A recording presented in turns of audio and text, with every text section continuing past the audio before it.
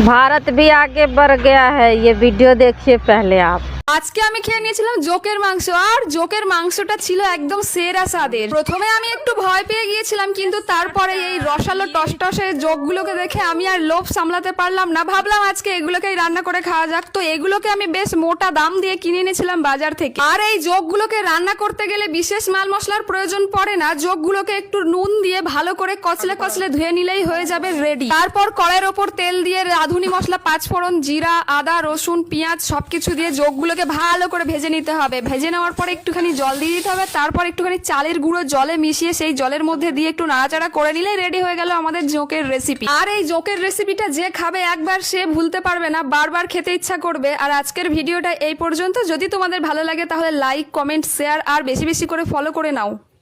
देख लिया आपने ये वीडियो।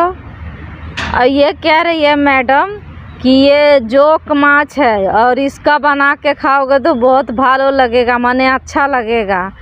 तो बात बता दूं मैडम कि वो सिर्फ आपको ही अच्छा लगेगा, बाकी तो मेरे ख्याल से जो भी मेरे ख्यालात के लोग होंगे वो तो नहीं है खाएंगे।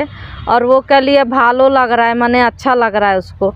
तो आप लोग इस वीडियो को शेयर करिए, किन किन को भालो लग रहा है उनको शेयर कर दीजिए। और अपनी राय कमेंट में बताइए कि ये रेसिपी आप लोग खाए हो कि नहीं।